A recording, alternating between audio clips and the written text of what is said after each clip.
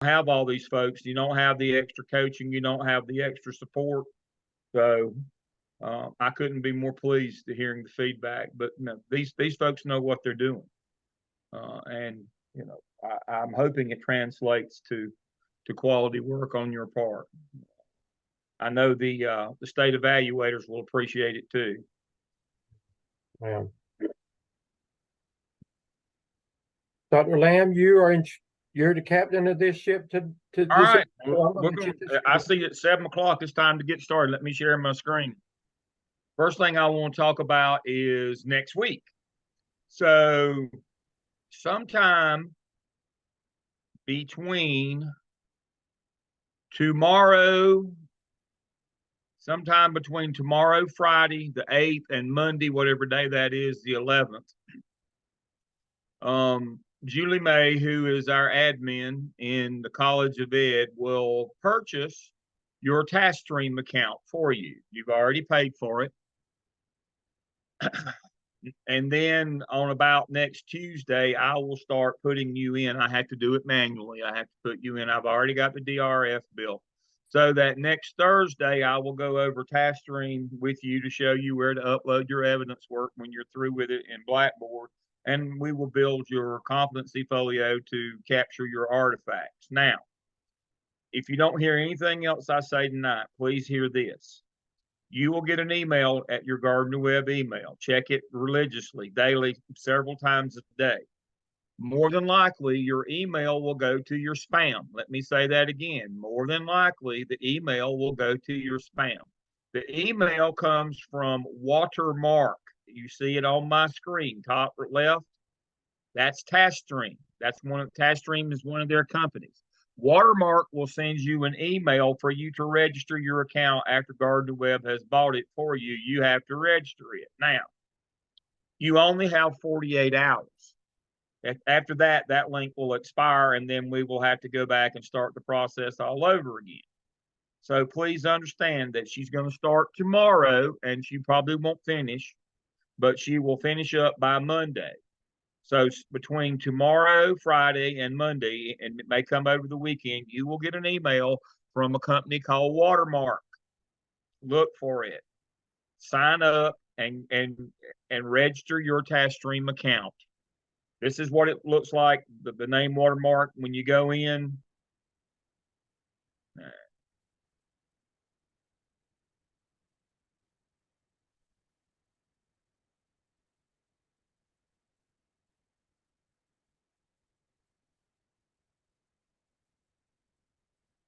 When you go in, it's going to let you choose. This is the number of products that they have, but you'll go into Taskstream and you will sign up. It'll be a sign up page for you to go in. Taskstream by Watermark, but the email will come from Watermark. Make sure that you do that so that we can get you up and running with your Taskstream account. Now, once you're in Taskstream, let me stop my share. That's all you need to see tonight. I'll go through the rest of it. Please don't change. Whatever name, they're going to use your university official name to register your account and password. If you change either your name or password, we won't know it. And if you get locked out, we can't help you. That would be a $150 mistake, by the way, in that you have to buy another account and you would have to pay for that. If we can't get in it, we can't help you. Now, Watermark sometimes will let you, if you can provide them enough credentials, they'll find a way to help you, but that's not always the case. So please remember, whatever name, we're going to use your official name to buy the account. I'm looking at the screen right now. I see Kristen Hall. It'll say Kristen Hall. And it'll have a password for you. Use that at least for a while. The username that they assign you and the password that they assign you to complete your account. Now, if it asks you to change that, then make sure you change it to something that you would remember, like your Gardner Webb password, whatever that is. Make sure that they are the same. Again, once you go in, if you change anything, we don't have access to your account anymore, and we can't help you. So please remember, username and password should stay the same that you're assigned, or use your Gardner Webb one so that we can get you in and we can work with you. Now, there's very, very, very few advantages to being Dr. Stedman's age. But one of them is stuff. I am the Taskstream guru. So the more trouble you have, the more work I have to do. So please help me out a little bit here. So if you have problems, I know it says call somebody and it's got somebody's name or email, but I'm the one that they answer to me. So it's going to get to me eventually anyway. So just email me if you've got a problem with that. And I will get your problem fixed. But I can only fix it if you use your assigned username and password. I can't say that enough. So again, between tomorrow and Monday, you'll get an email from Watermark. Go in and finish your account. Keep the username and password at least for a while, so that we can get you up and running, and I can work with you next Thursday to make sure that we're going. We don't want to have to keep you another week. We want you to turn you loose and let you start getting to work a little more. This is another hour that you can save each week. All right, so that's Taskstream. Again, we'll have everything up and running by the 4th week as we always do, and we'll go in and make sure that you're in the proper DRF with your group, and we'll build your competency folio. It takes about 30 seconds to do that because I've already built the template. All you have to do is set it up with your name on it, and everything will be good. So we'll do that next week. All right, questions that you have about Taskstream. Again, you've already paid for it. Yeah, you have already paid for that, and we will get it purchased and get you up and running. Remember, this is the repository that you will keep your entire time at Gardner Webb. You will keep this account, again, the entire time. We don't do this every semester. You don't do it every year. You have one account. And everything has to go in that one account. This is what will be at the end of your program, whether it's the 12 or the 20 month. This is what will be uploaded to the state. It has to be in this format. It cannot be in any other format. It must be in Taskstream. And you will have one account. And we will teach you how to use it, to maintain it, the things that you have to do inside of it. But this account, you've got to have access to it on a regular basis. So let's make plans up front to understand how Taskstream works. All right. The other thing I want to cover tonight, I want to cover Qualtrics. Now, you will not use Qualtrics yet. You will use Qualtrics when you do the app sale later this semester, but I'm going to go ahead and introduce it to you tonight, so that you will make sure that you will be able to use it, and I will assist you. We'll come back on when it's time for the app tale, and I will do more with you, but I want to make sure I introduce it to you tonight so you can use it like a sandbox. You're not going to hurt a thing if you want to go in and see how it works. So when you sign into Web Connect and you know how to get there, you can go to Gardner Web and then you select Web Connect, and in the same menu where you find your email and Blackboard, you will see Qualtrics first time user. That would be you. And then once you establish your account using your Gardner Web username and password, you will come back in and sign in to Qualtrics. And what this is a survey tool.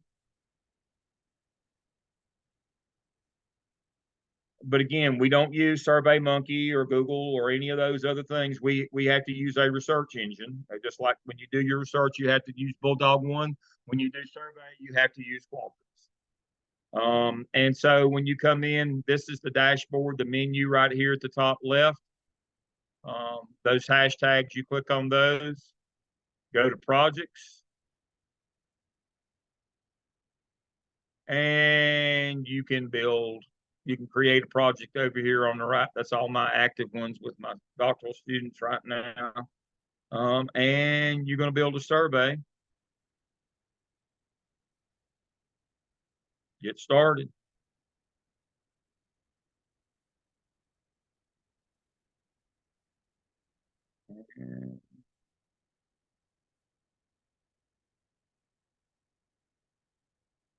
And there it is. And it will let you build a survey. Let me move this out of the way and that out of the way, and it will let you build a survey.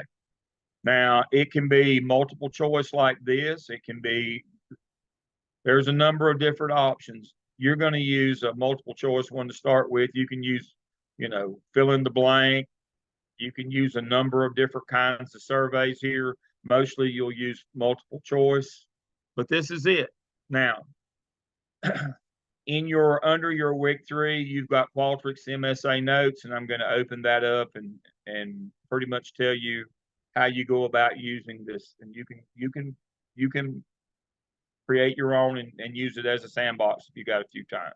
So the first thing that you do when you do a Qualtrics survey, you build it first as a Word document. Let me say that again. You build it first as a Word document. Qualtrics will not let you edit or do any of those kinds of things, spell check or any of that. It does exactly what you tell it to do. So when you start, you create a Word document, turn off all editing, numbering, formatting, because it will translate and it will ghost into Qualtrics. It's really aggravating. It has to be a completely clean, so don't use a document you've done something else on. Start with a clean document, turn off all editing, numbering, and formatting. Don't use numbers. Don't use numbers because Qualtrics is going to automatically number and it'll have two numbers. It'll be like 1, 1, 2, 2, 2. And that way it'll just be confusing. Don't use bold, italics, or underlining. Spell check and edit for grammar in your Word document. Use appropriate punctuation such as commas, periods, question marks. Don't use coloring or shading of any kind. This usually happens when you copy or paste from another document, especially from a PDF file. Don't copy from JPEGs or PNGs, that's pictures or screenshots, because those are pictures. Don't use other word processing programs such as Notes, Pages, or anything else. Won't work. And then understand the rules of how it works. Multiple choice. If it's a demographic question, you leave it in a horizontal, in a vertical alignment. So what does that mean? This is a vertical alignment. The question is here, and then the answers are down this way. That would be vertical. If you're asking people's age group, or like if you're doing freshmen, sophomores, juniors, seniors, or if they're teachers or administrators, you line the questions up this way. Now, once you ask the questions that have the actual answers that you want to the actual questions that you're asking, those you switch that to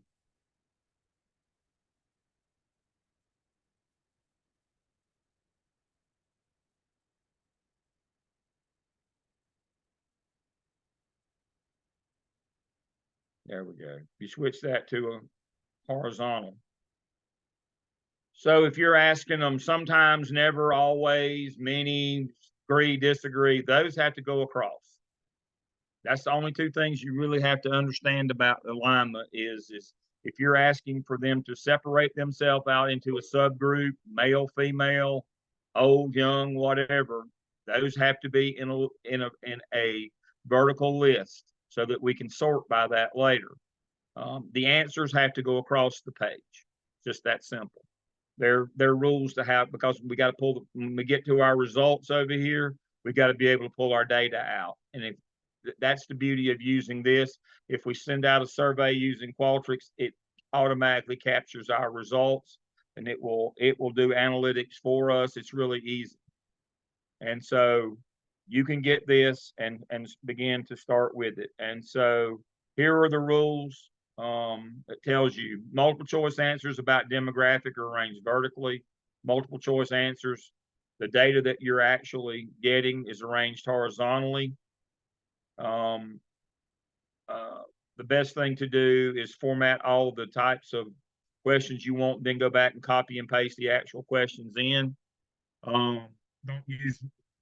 Don't use Net Promoter Score. If you want open-ended, if you're just asking them to fill in the blank, that's a text questions. Avoid sliders. Don't use ranking questions. Don't try to use every different type of question that they have. And then the last thing on that is for construct validity, make sure your questions are all the same positive direction. Now, what that means is very simply, anytime a person answers yes on your survey, that should mean they're in support of your construct. So the example I've got was one from one of my doctoral students. He was surveying about support for a zoning ordinance in the county. It was one of my organizational leadership doctorals. This is a good example. Now, if you support zoning, every time you answer one of the questions should be arranged so that when you say yes, that means you support zoning. You wouldn't want a question like, is there any reason you wouldn't support zoning? Well, the answer to that would be no, but we don't want that. That's confusing. So we want to make sure that whatever our construct is, whatever we're trying to measure, a yes answer means we're in support, a no answer means we're in opposition. That's really the only thing that you have to remember. Now, the other thing is for to make sure that we don't do something that we shouldn't do, you cannot distribute a survey on your own. You have to collaborate that. That means share it with me. And so with your survey closed, and let me show you that one right quick. This survey is open. I can't do anything with it. I have to close this survey. Let's go back to my projects and I'll pick one at random here. And it will list all the projects. I've got 272 live projects going right now. And so at the end of that, the one that I just created called test, you see these 3 dots right here? That's the menu. It'll give me a drop down menu. And you would do that after you build your survey. You'll click on collaborate, which will share it with me. I'll copy it, publish it, share it back to you, and then you can distribute it. I have to be the one that turns these loose. I have to do this for the College of Ed again. It's terrible being old and you know stuff. And so I have to do this for all doctoral and all master students. I have to be the one that approves your survey to make sure you're not sending out something inappropriate. So you will send it to me. You will send it out using a single use link. It's always going to be anonymous. And it will collect your data for you. It's a really neat thing. It sounds like it's a lot of work, but trust me, it's not. It's really easy to use. It captures your data. We're sure that I can validate your survey. The one that you're going to use this semester, it's already validated. It's from Todd Whitaker. It's really easy. You'll just copy and paste. The only thing is when you collaborate to me, make sure your first and last name is in the title of your survey. Because everybody that sends me one that's got the same name, Qualtrics doesn't understand that. So make sure your first and last name, it would be Kristen Hall, Aptel Survey. Pretty simple. You share it with me, you build it, you share it with me. And I'll go over this more in depth when we get to the Aptel, but and I'll actually build one that night. I don't want to do that tonight because Lamb, they're already thinking, where can they find this information? Under week 3, Dr. Lamb has done a Qualtrics video, and he's also notes. They're in there for you already. So that information is under week 3. He built a video for you, and those notes he just showed you are under week 3. Yep. Yep, I've given you the scaled down version for the master's program rather than the doctoral ones, which are about 4 times as long. They got a lot more stuff that they have to do on theirs, but you'll learn that too when you get there. Not hard, just some extra steps that they have to do with informed consent and some of those things that you don't have to do. No need for you to do that at this point. This is just to get you to use it the first time and understand that you can't be doing things like SurveyMonkey on your own. We have to make sure that we know what you're sending, and we also need to make sure that we're using a program that will do your analytics for you. Pretty simple. So that's an overview of Qualtrics. Again, you're not going to hurt a thing if you get in and create a project. You can't send it anyway. You're not going to hurt a thing. Get in and start learning how to use it a little bit. You can watch my video. You can read my notes. I will do a better job with you when we get to the Aptel. I'll do a 30-minute session I'll actually build one in front of you as we go. It's really easy, but you can play with it all you want. Create as many projects as you want. Again, you've already paid for this. It's really easy to use. Let's see. What else have I got here? I think I just wanted to cover, be prepared for Taskstream. Start playing with Qualtrics if you get a few extra minutes. And you were going to talk about EVAAS. And so that's where I'm headed now. I'm going to share my screen. I've got all my, let me close that one. Dr. Hamilton and Dr. Crawford are ready to assist you as you need them. All right, so here's the EVAAS lesson plan. All right, now, this is important. I'd like to think everything that we cover with you is important, but I'm gonna stop my share just a second here. I've got my document loaded. One of the biggest problems that we're having in the school business right now is teachers not understanding the difference between growth and proficiency. If we looked at the state report card in North Carolina and the one in South Carolina, it reports both. And what I like to explain to students is proficiency is really about who you got. Growth is about what you do with them. And that's what we've got to focus teachers on, is what they do with kids every day in the class.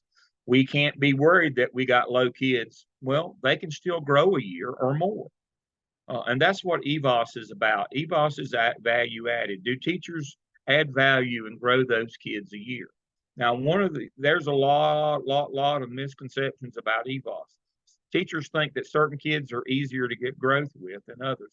They're all exactly the same in terms of the ease to get growth out of, because a kid's growth score is individual to that kid. Let me say that again. Proficiency is 75% for everybody. Everybody doesn't start at the same place. Some are already above that, some are well below that. But growth, their score is their score. It's an individual score that kid has got to make to show a year's growth. It's only for Johnny. It's not for Sally and Billy. It's only for him. The kids may be sitting beside, but they may be brother and sister for all. They may be twins, but they've got their own growth score. And so what you have to explain to teachers is to get them to understand that everything has been controlled for. Everything has been controlled for. The only variation, the only variable is that in the regression analysis equation is the teacher. Do they add value or not? Everything else is controlled for. What does that mean? So accountability started in 1991, and for 20 years, states collected data. We'll use North and South Carolina as an example. For 20 years, they collected data. They had a big data set, and they knew all these things about these kids. So the independent variable is their test scores. Their dependent variable are things that are personal to them. And so they swagged it. You know, they said, what do we think affects a kid's score? And they came up with, like, I don't know, 50 or so different dependent variables they thought might have an affect on a kid's score. They used the swag method like we do with my doctoral students. Everybody knows what the swag method is in statistics. A stupid, wild ass guess. Well, they just guessed. 50 things they just guessed. Could this have any impact on scores? We don't know. And so they just put them all in a big analysis of variance and pulled it all out. And they found out that there was only 10 things that affect a kid's score. Only 10. Teacher being one of those. And so they said, well, do they all count the same? They said, no. We can run an regression analysis and we can figure out what percentage, you know, we can run analysis of variance. We can know what percent of the variance in a kid's test score is related to that dependent variable. And then we can build an algorithm around that, and we can predict what the score a kid needs to make to show a year's growth. Pretty simple. Now, you say, Dale, where can I go to a website and read this? You can't, because SAS that does this is a private company. Their data is proprietary. But I asked somebody, if you don't know yet, wasn't that what Snoop Dogg said? If you don't know, you better ask somebody. Or was that Biggie? I forget which. But anyway, I asked somebody. And so here are the 10 things that actually matter in terms of a kid's test score. This is real, folks. This is not supposition. This is the 10 things that matter. So let me share my screen.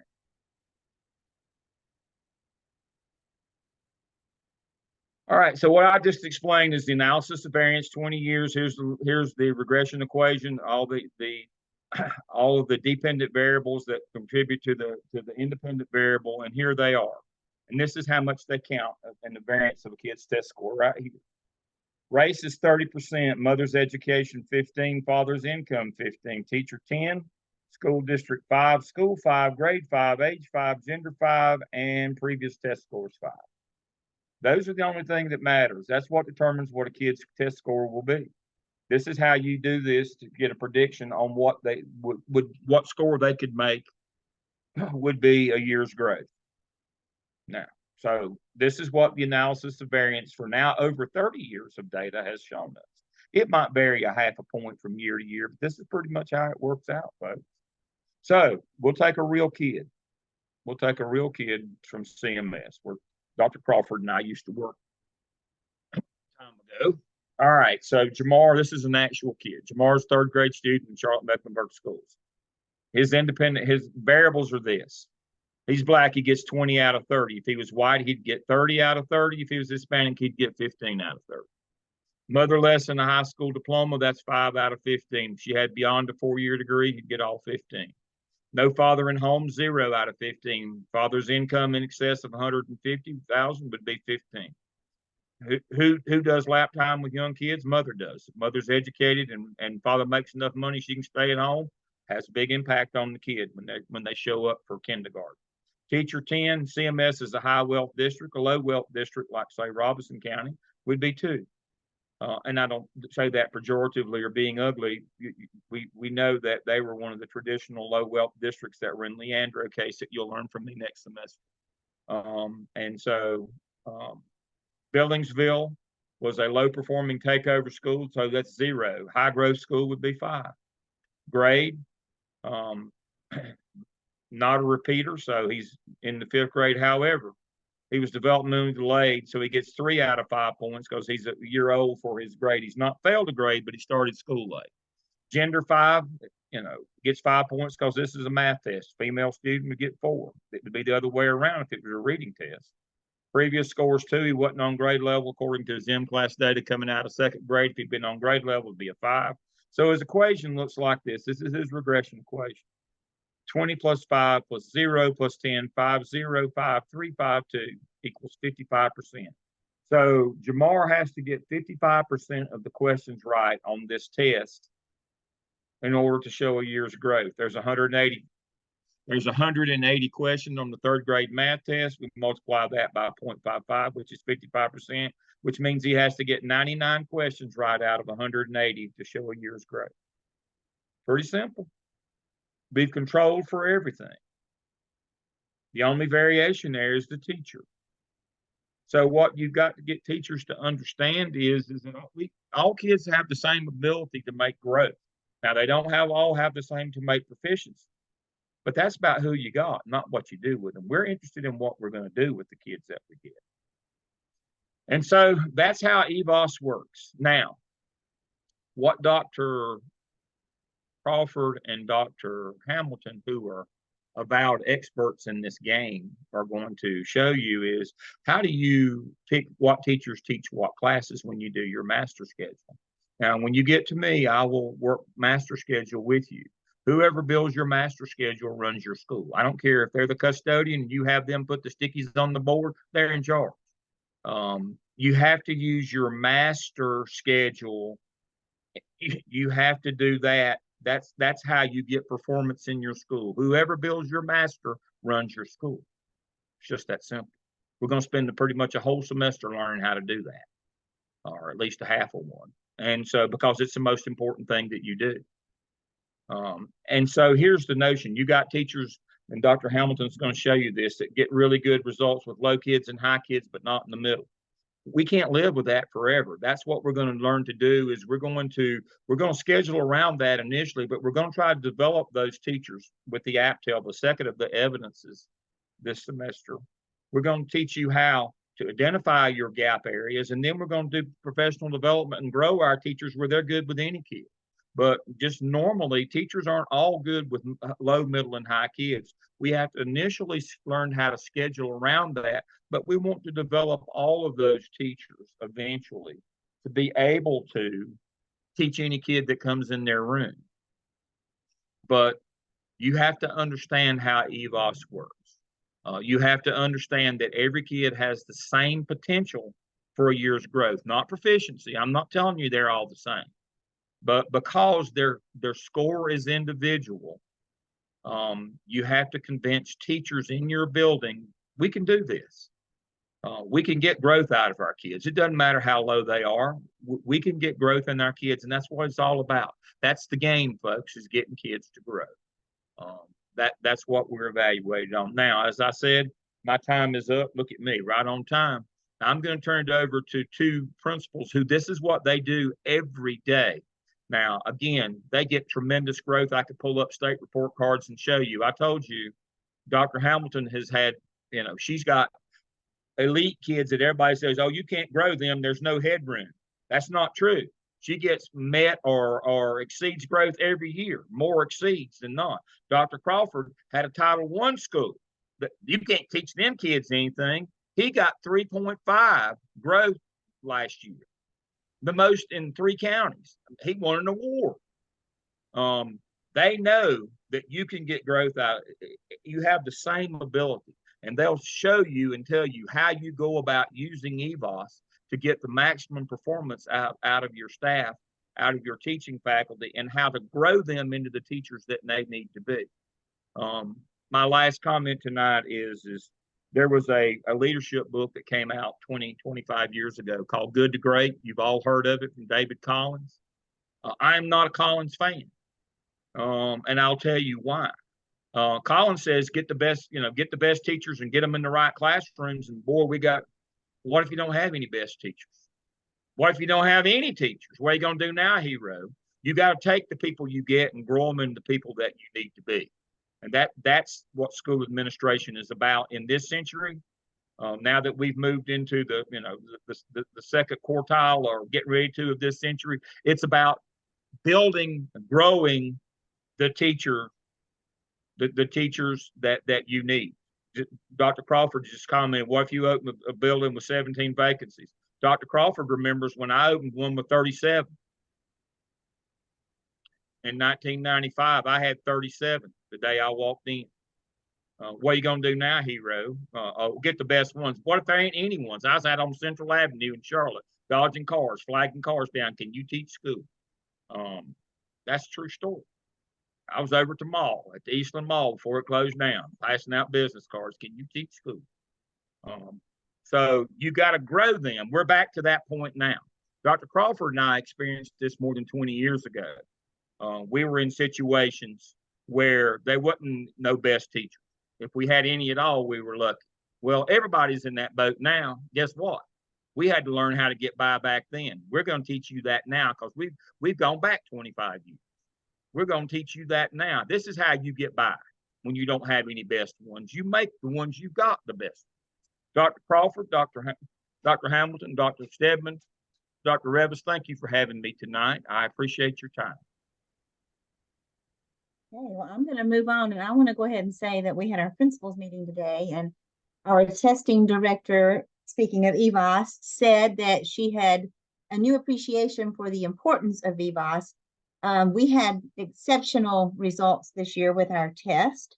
Can I just go ahead and say that I just found out that for elementary schools, and this is not going to count middle, high, early colleges, and all of the above, but for elementary schools, I was 5th in the state, 1st in the Southeast with my school performance growth and grade.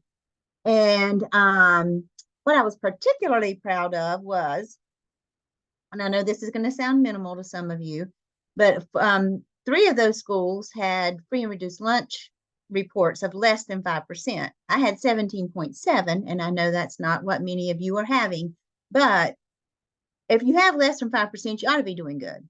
So, that minus 17.7. So I was pretty happy about that and pretty proud about that. But I say all that to say, last year we had in our district 46 schools, 12 schools that had a TSI or a CSI or some kind of low performing designation. Because of EVAAS growth indices, we are down to 7. Literally, it can keep your F school from being an F. It'll keep you out of TSI and CSI. If you exceed growth, regardless of your proficiency, you're not going to have one of those designations. So this is significant, and it is very, very important. So let's talk a little about EVAAS, because you may not know about it. If you are in North Carolina, you should be verifying your rosters every spring, or if you're in a high school, every semester. Every year I get a new teacher, and I'm trying to help them verify rosters, and they've never heard of such. So I don't know, what's going on, but you're responsible for verifying your own rosters. So basically, now Dr. Lamb knows all that smart stuff about EVAAS that I do not know. So we're going to say this is like the short story of it. Green, blue, green, and red. Know that. If you're blue, you've exceeded. If you're green, you've met.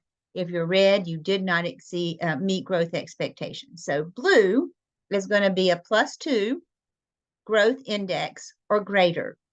And that is significant evidence that the school made more progress than the state growth standard state average.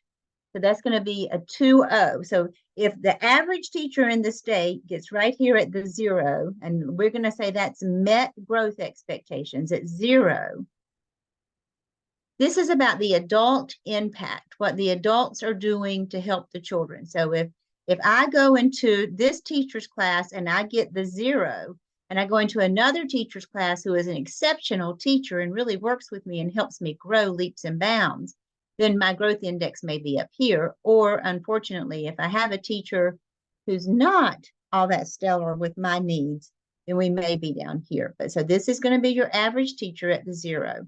So we're going to make this statistically significant. We're going to say that if you have between 0 and +2 or -2, it is going to be you met growth expectations. This is what the state, this range from -2 to +2, is what the state expects you to do. You met the expectations. You made similar progress to others across the state. If you are in the blue, you made more progress than the state average, or the state is not an average, the state growth. And then if you're down here, you did not grow your children. What was the expected growth rate? You did not do that.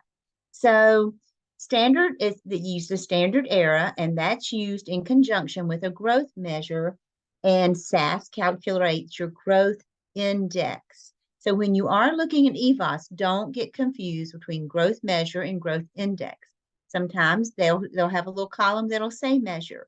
That's not what you're really looking at. You're looking at that index, which is a calculation of using the standard error along with the growth measure to come up with the growth index. It's the growth measure divided by the standard error. And that gives us a measure of growth for students, whole groups of students, subgroups of students, that reflects the growth and the amount of evidence associated with that growth. All index values are on the same scale, and they can be compared fairly across years, grades, subjects, between students, between schools, whether you are a high poverty school or an affluent school. It puts everybody on the same playing field. So blue, green, red. So they have, over the last few years, they've sort of expanded their green field here. So, of course, blue is your at least 2 standard errors above. So you made more growth than expected, your students did. The dark green means you're between that +1 and 2. You had moderate but not significant evidence that the school's students made more growth than expected. And then between 1 and 1, evidence that the school students made growth as expected. And then you start getting in the weeds a little bit right here between the -1 and -2 area, moderate but not significant evidence that the school students made less growth than expected. And then, of course, red, you're more than 2 standard errors below. You made less growth than what the state expected you to make. So there are lots of reports in EVAAS, and they're really, really fun to play around with. You can now compare your school with other schools in your district. There are just lots of little things. They sort of switch it up some every year. But you can get your student growth. You can get student growth projections. You can get subgroup growth. You can compare your growth in a certain subject and grade with other schools from across your district to see how you are comparing in growth with other schools. You can get your teacher effectiveness off the EVAAS report. You as teachers should have had your own effectiveness that you can go into EVAAS to get. Your principal has a list with everyone's growth index on there, and Dr. Crawford is going to talk a little about that shortly. But this view is view of growth by subject area. By subject area. So you'll see this top, the student group, these are the academically gifted children, and we can see they exceeded growth with a +2.92. So this shows us in the academically gifted children that the 4th and 5th grades both exceeded, the 3rd grade met. So you're looking at data in task 2. You're coming up with what is your most pressing need? So these are things that you can look at to apply back to what the work you're doing in the APSL. So maybe what's going on with third grade, maybe that's something, why are academically gifted children doing well in fourth and fifth, but not third? Here are economically disadvantaged children. They met, but look at these third grade economically disadvantaged children. Now this again says growth measure. We're going to look at the index, minus 1.28. Well, that's a met, but I'm getting pretty dangerously close to that -2. So I really want to be thinking about that. So again, it's our third grade that's performing a little lower there. And then our Hispanic children here wasn't the third graders there, but these are all little pieces. This is why you need a whole lot of the puzzle. And this is an example of elementary school. I do want to just say that in elementary schools, your school growth comes from your math, reading, and science test grades 3, 4, and 5. Now in third grade, you did not have a BOG in math. So there's nothing to compare to. You only have a BOG in reading. So in third grade, there are 6 things that are going to count in elementary school, and I'm going to show you in just a minute high school. But there are 3 things that are going to count. Reading for third grade. So that's 1 test. Fourth grade, you have reading and math because you've previously tested in both those areas. And then in 5th grade, you have reading, math, and science. So you have 6 different data points that are going to count toward your growth. Third grade is 1, 4th grade has 2, 5th grade has 3. In the state of North Carolina, we have class size caps in grades K, 1, 2, and 3 in elementary school. In grades 4 and 5, there are no class size caps. So if you're in a situation, when I'm in a situation that I'm having to decide if my 4th grades are going to have 28 students and my 5th grades are going to have 21 students, or if my 5th grades are going to have 21, I don't know, I might have just said that backwards. Regardless, whoever's going to have the biggest class is going to always be 4th grade because they have 2 data points for me for EVAAS, and 5th grade has 3 data points for me. So every single one of those 5th grade children are counting 3 times for me in EVAAS because they're going to have a reading score, a math score, and a science score. And if I'm a child and I'm in 5th grade and I am Hispanic and I am economically disadvantaged and I'm a student with a disability, now I really am counting a lot because I'm going to count for the whole. I'm going to count in each one of those little subgroups. And so all these are things that you really want to be thinking about when you're making decisions. Another report you can pull up in EVAAS, which I think is a really easy one for the teachers to see, is this decision dashboard. Now, this was math. I just took a snip of this. And now it's not in the lower grades, of course. And of course, I told you we don't have math in 3rd grade because we don't have a BOG in 3rd. But this is 4th grade. So it's a little pie wheel, and it has the quintiles here. So my quintile 1 and 2, I did not have enough students that particular year in quintile 1 and 2 to be statistically significant. So it did not report it out. If there are not enough data points in whatever it is EVAAS is looking at, then you're not going to have a report because it has to have a certain number so that it will have statistical significance. Otherwise, you get like this grayed out part, you get nothing. If I had very few white children in my school, I wouldn't get a report at all on my white children because there wouldn't be enough. So 3, the middle of the road children. 4s, those are not the highest, but the in between the middles and the highest. And then here are my 5s, the 5th quintile. So you see that these teachers in 4th grade this year, their middle children met, the highest children met, but the group that they really excelled with was that 4th quintile.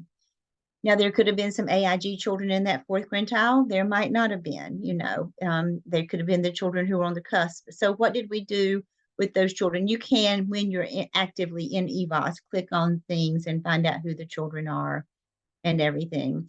This is I made up this chart. This is not really real information, but this is a good thing to look at when you're trying to decide about which children you're going to give teachers to, or just sort of how you're going to do your class loads, like trying to find people's strengths so that you can maximize on those strengths. And then also maybe where you see that someone doesn't have a strength, then you are able to work with them and try to help grow them in that strength. Or if if you're really the rubber hitting the road, then you might want to really think about this too when you're looking at your kids that you're putting into classes. But so anyway, so this is teacher A, and this is over the course of 3 years. So her quintile 1 children, they met growth. Quintile 2 met. Quintile 3 didn't met. Quintile 4 and quintile 5 all met. Okay, so we can see that this teacher pretty much does really, really good with the low children, good with the high children, but the middle children are getting left out. There are a lot of mitigating factors that can go on that can cause this to happen. She may be pulling those lower children and working with them more. They may be getting pulled out for other services like EC or something like that. The higher children might be getting pulled out for some other kind of services, or she may be really good at accelerating them and working with them. And then the middle children, they're just sort of probably there, they're quiet, they're doing what they're supposed to be doing, and nothing really special is happening for them. And that happens a lot, especially in elementary school. We're so focused on enriching those higher ones and remediating those lower ones or doing something to help them. And then oftentimes it's the children that get left out. So this is just really good. So too, that you can make sure that your quintile 3s, your middle of the road kids, are not getting left out, because those are the children that you can really push and get good growth out of them. Then you'll look at teacher B. Let's look at her. What did she do? She exceeded with those lower children. Even one year she exceeded growth with her quintile 3s. And she's met with her higher kids, but there's been a few times she hasn't met with them. So just thinking about that when you're placing children with this teacher. Okay, well, I know she does really, really good with the lower ones, the middle ones. She really maybe doesn't like the challenge of the higher children or whatever. So just think about all those things, like looking at that. That also helps you when you're looking at your teacher placement, when you're working with your teachers on their professional growth plan. Another thing that you'll get in EVAAS is each teacher report. And if you are in the state of North Carolina, you should be able to pull up one of these for yourself. So here's an interesting one. You'll see this teacher in 2017 was on the cusp of being red. Then 2018, she went up a little bit. And then in 2019, she almost got to that 0 point. So that was good. But look at this multi-year trend. Well, what in the world? How, if in the years 17, 18, and 19, she met growth, how did a multi-year trend end up red? I'm going to tell you how. Because the more data points you have statistically, the more valid and reliable your data are. So they take these last 3 years and they treat all that as one data point. So instead of looking at 20 children, 20 children, 20 children, they're looking at it as one data point set of, let's say, 60 children. And because when you put it all together, that makes it more valid and reliable. Whoops, she didn't quite make it. So that's really hard to get teachers to wrap their heads around. But that's a really good multi-year trend thing, is really, really good. And that the opposite can happen as well. You can be over here on the green side of it, and they met, and then the multi-year trend can end up in the blue. So it can go either way, because the more data points, the more valid and reliable your data are. And of course, then that just showed it in another format that is on there like that. But one thing I did want to share with you today from our principals meeting, I think I have this pulled up somewhere right here. Let me stop share for just a second. There it is, so I can see it. And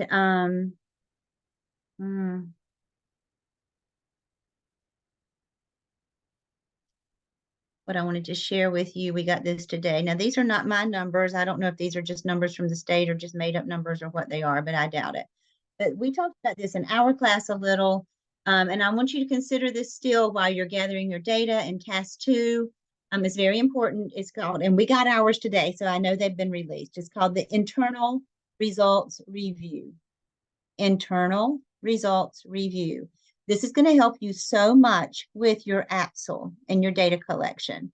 So back to why is EVAAS important? Right now in the state of North Carolina, your school performance grade, 80% is achievement.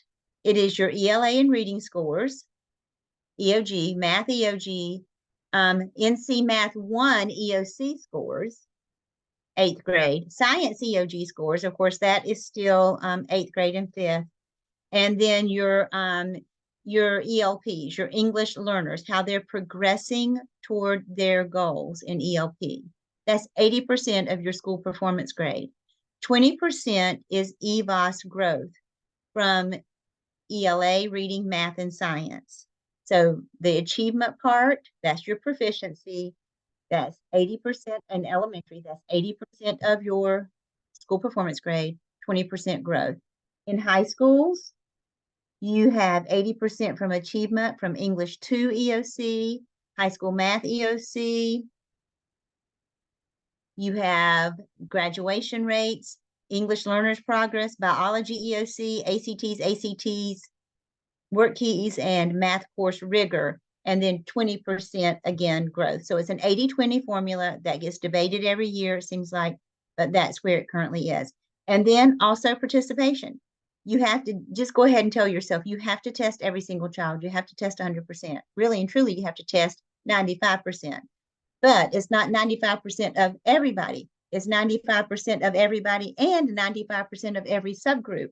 And what the state is now doing is, let's say that you tested 98% of your students, but the 2% that didn't test came out of a smaller Hispanic subgroup. Now, all of a sudden, that subgroup didn't get 95% tested. So what the state is doing now is they're going back and they're adding to the denominator, increasing the denominator to the number of students that would equal 95%. Your passing students, the numerator does not change. So that drops your overall proficiency drastically. So all those things are really important. But back to the internal review report, what I wanted to really show you was it will break down all of your subgroups that you had enough children in to be able to get reported out. It will give you your achievement, your EVAAS growth, your school performance score, and then what grade does that translate into. So that, and then again, it'll give it to you like that. And it will also tell you what each subgroup got as far as their growth index for EVAAS. And it'll tell you where that subgroup exceeded, met, or did not meet growth expectations. Dr. Hamilton, where can they find this information that you just shared? Well, that is actually the PowerPoint that we had today in our principals meeting. So I'm going to copy some of those slides and send those out to y'all. I hadn't had time this afternoon. Okay. Okay, so they can get some information. You'll send it to us and we'll be able but as far as the report, the internal review report, yes. They get that from their principal. And if their principal does not have it, their principal should be able to get it from their testing department. We were handed ours paper copy today. So it is not, it's public information, is that correct? It is as of yesterday, it's public information. Okay. Mm-hmm.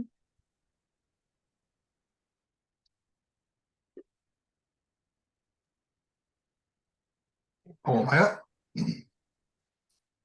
hello, everyone. So Dr. Hamilton gave you kind of the really big and specific overview of what you're looking at.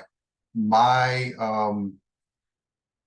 information to you tonight is how do you then take that down to the individual teacher? And so you've got to find a way to take that color, take that number, make it meaningful not only to the teacher, but then make the teacher see kids with that data. Now, for all the good data that EVAAS gives you, the one downside to it is that it's autopsy data. So while it's great data, there's nothing you can do about what's already happened. What you got to figure out what to do is what lessons that you can get from that data that you have. And so what I do, and what I'm going to be working on with my folks as we go into year 2 and my new building, is that all teachers for me that generate EVAAS data will be required to then take their data. I give them all this sheet, and that data and those reports that Dr. Hamilton just showed you, this sheet tells them how to go line by line. And then I've got some specific questions that we look at so that they can take a look at what happened last year with the kids that you have. So if you're a 6th grade math teacher, those kids are gone. They're in 7th grade now. But let's take a look at where you were strong, which students made growth. How do you know that? Which achievement levels are making growth. It breaks it down by subgroup. As you look at the kids that you have this year, where you want to see improvement. I always, in that last question, talk to me about what kind of support that you need. We look at, Dr. Hamilton mentioned professional development. Question F speaks to that. You know, given last year's data, what strategies do you think would make a difference for students at each achievement level and subgroup? And this is a conversation I can have not only one-on-one with teachers, which I do and will, but I can also take this question looking at the school level data from last year and have it with all my core teachers, particularly ELA and math. And so, for instance, so last year, my ELA scores, we actually met growth coming in just over 0.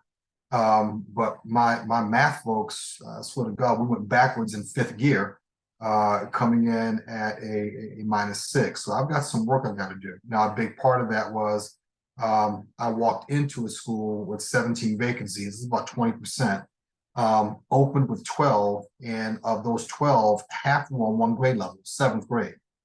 And so I opened up under stress and duress and was literally just putting band-aids on gaping wounds all year long. But this report then takes all of that data that Dr. Hamilton just showed you, and it forces teachers to look at it. Now, I'm going to tell you this. It's uncomfortable.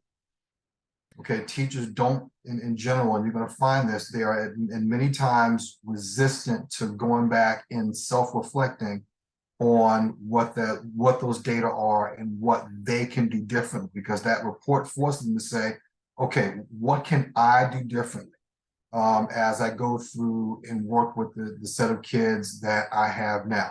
And so you've got to find a way to make that real for them.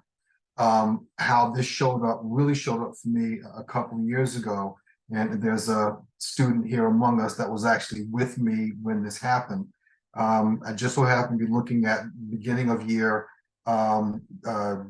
it was in-class reading data, and we noticed with our 2nd grade students, there were students that were either yellow and green or just flat red right across the board. It was a small school, and so I didn't understand, since there was no significant change in the teaching population or student population, why there was such a disparity of the scores within 1 grade level. And then my academic facilitator at the time pointed out to me, oh, wait a minute, all these kids had the same teacher in 1st grade. It was across the board, all the kids had the same teacher in 1st grade. Now, let me back up with that particular teacher, because she started out with me as the school librarian, and she wound up not meeting her licensure requirements for her library license. And so I'll be honest, I had no intention of keeping her as a teacher. I didn't want her. And I dug my heels in for as long as I could. And Dr. Lamb will know what's coming next, and so will Dr. Revis, Dr. Bunning. I got a phone call at 9:30 on a Thursday night, and the minute I saw the phone number, I recognized it as HR. And so I knew who was on the other end. And I got that smoky, gruffy voice. Hey, Jamal, let's talk about that teacher. Well, actually, there's not much talking about. You're keeping her. So I'll talk to you tomorrow. It was literally a 15-second conversation.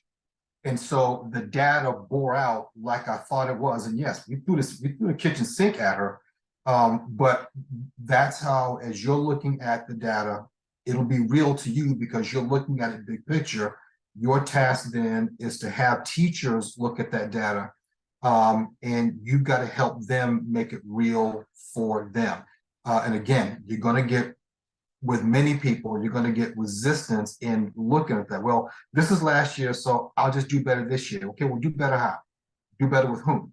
How are you going to do that? Because the conversation you have with that teacher that's at -175 and the teacher that you're going to have, that in the conversation you have with that teacher that's a positive 175, are two very different conversations. And that teacher that's at negative 175 will be quick to tell you, well, you know, I made growth. Yes, you did. Yes, you did. But you are 2 kids and 3 questions away from falling into the red. As opposed to that conversation with that teacher's at 175, hey, let's strengthen, let's take a look at where you were your weakest. This year for your PDP, I want you to dig into there.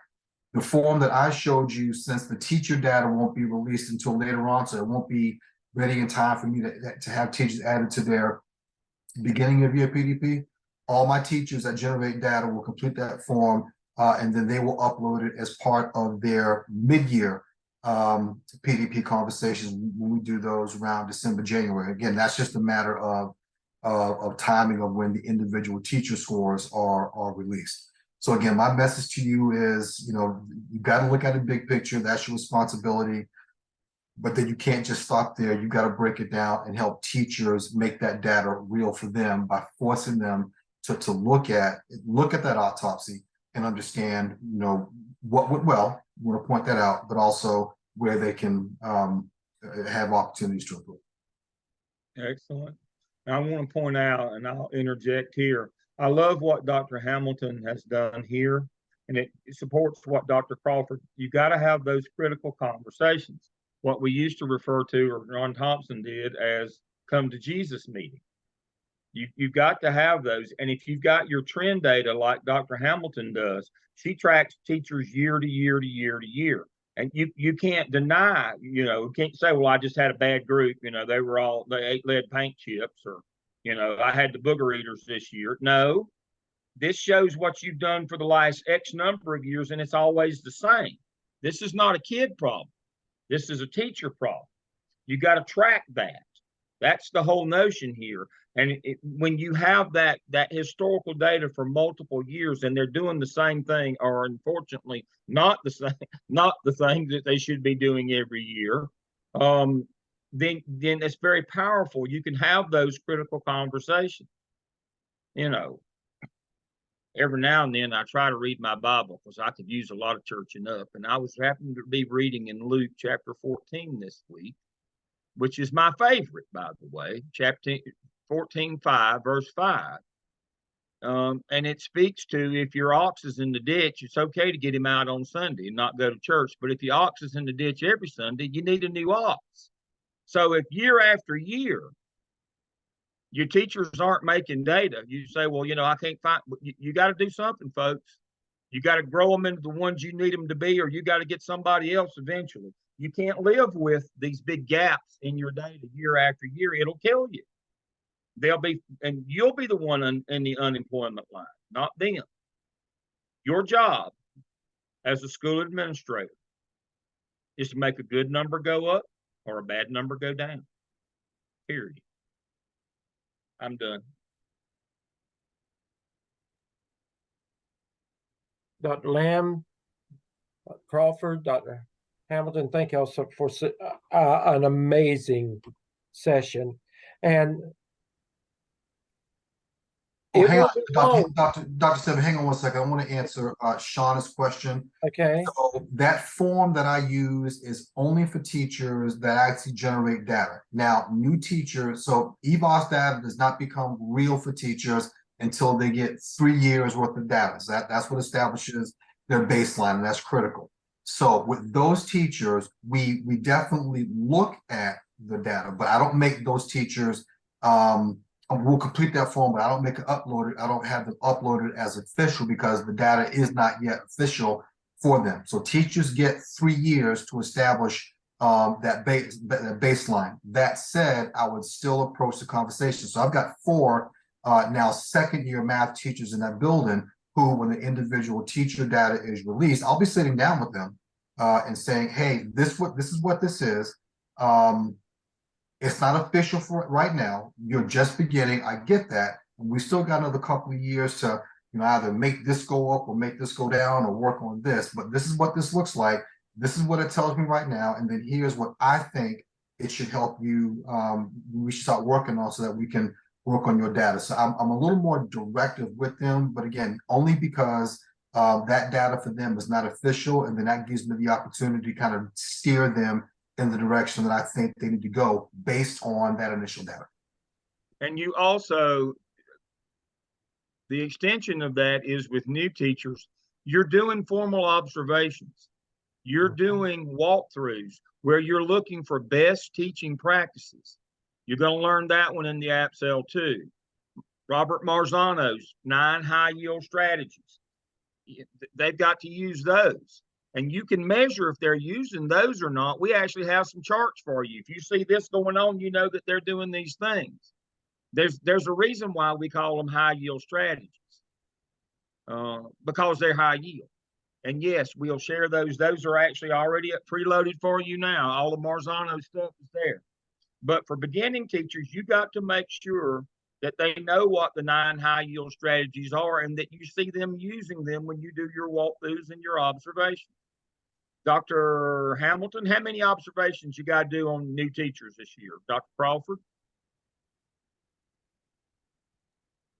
New teachers get, well, administrators do 3 and they have a peer. Those are formal observations in the NESES container. But of course, you're going to do more walkthroughs with informal feedback and coaching and things like that. And then all new teachers have to have a peer observation. And for me, I'm having mine done. I want my peer observations for them done before we leave out for winter break so they can get that additional data. And then teachers in their renewal cycle year also have to have 3 from administrators. Yeah. So unless it's a teacher on some kind of an action plan, then you're going to have them on, hi Grayson, then you're going to have them on a standard or a comprehensive as well. Yeah, so you're collecting data. You may not have performance data yet, but you're in those rooms. You know if they're using those strategies or not. So let me share my screen right quick. And I'll have to borrow one of the instructor shells here. It'll take me a second because I closed this a minute ago. Let me get this out of the way.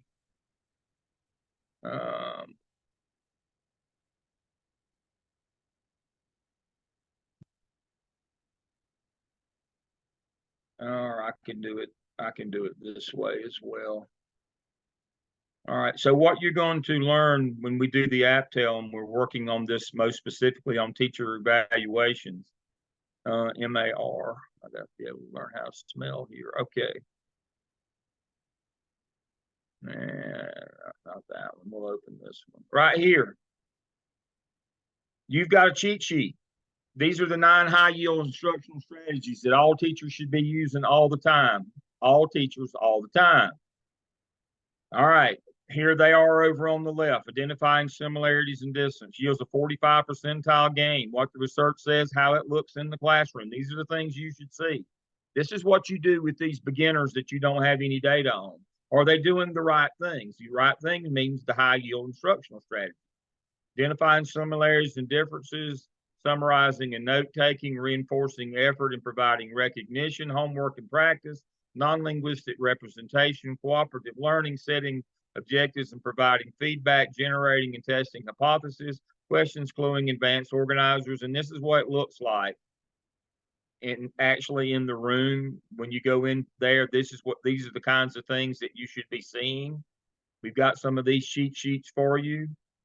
And so the whole notion here is, yes, we have data at the end, but as Dr. Crawford pointed out so aptly, that's a post-mortem, that's an autopsy. You better know along the way by doing walkthroughs and observations whether they're using those high yield strategies or not that are going to come to bear at test time. If they aren't doing those things, they're not going to get results. So you don't have to wait to the end of the year to find out how it's going in a room. You walk in at any time. You need to be in those rooms on a regular basis, knowing what's going on in those rooms, especially those beginners. I mean, pretty much the quality that we're getting now, you just hope they can, they can find the room 3 days out of 5, show up sober and clean clothes. That's a win. Take the wins where you can get them. But once you get them in there, you got to work with them to get something out of them. People are paying for this. I mean, you can't just say, well, they're a beginner, they're new. That won't satisfy parents when their kids are coming home dumb as a cake of soap. They want to know that they're learning something in school every day. So you got to be in that room knowing what's going on. But you got to be very strategic in analyzing your data. You got to be strategic in being in those rooms. Your job is to get growth. Your job is to make a good number go up or a bad number go down. Gone are the days where you just hire the good teacher and send them down to the room with 2 dusty old erasers and a box of chalk like when I started teaching school. Those days are over. You know how many observations I had? I taught school for 5 years. You know how many observations I had during that period of time? Well, of course, that was more than 10 years before. We even talked about accountability before the basic ed plan was passed. I talked back in the dark ages. It was 7 miles to school uphill both ways. I was observed exactly 0 times the 5 years that I taught school. Exactly 0 times. We can't do that anymore. We can't just say he went to this school and he seems pretty smart. We're just going to leave him alone. He'll figure it out. That's not the way it works anymore. You must be very intentional in how you run a school. We're going to talk about that next semester. Next semester is all about how to run a school, how to build a master schedule, how to work your school improvement plan, all those kinds of things. We're going to put that into practice next semester as your operations semester. For you 12-month people, now you 20-month people, you're going to learn research next semester, and then you'll come to me. So you can't escape me. You're going to have to learn how to run school. You're going to have to learn how to do this stuff, and I'm going to beat all the rough edges off of you. That's my job. I only play this kindly, grandfatherly Santa Claus fella on TV. In real life, I'm not that warm and fuzzy. It will not go well for you if you don't understand that you've got to learn how to run school, how to use your data to make decisions that are in the best interest of children, not the adults who work in the building. We must run school for kids, not for the comfort of the adults that we employ.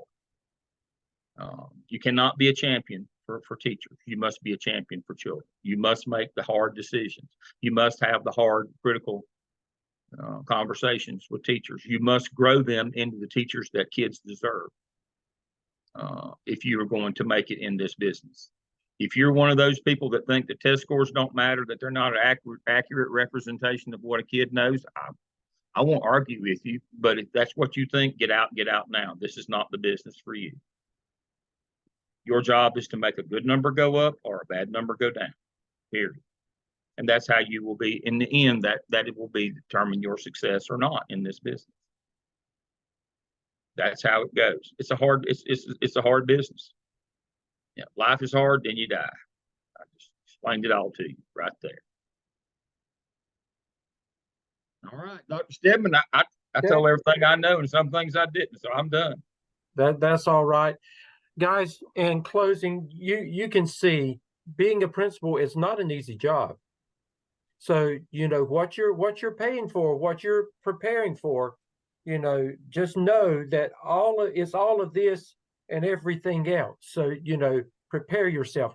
However, this program, and I hope you already see, this program, if you will apply yourself, it will equip you with about everything that you need to know to be able to move successfully into that role if you'll listen and learn and grow along the way. It's developmentally. And, you know, like Dr. Lamb said, and listen, now he means what he says, but his bark's worse than his bite. I'll tell you that. I'll tell you up front. But no, you'll learn a lot under Dr. Lamb and those teachers in 603, those that are in the fast-paced program. There's a lot to learn, a lot to do, but thank you for hanging in there with us. This is week 3.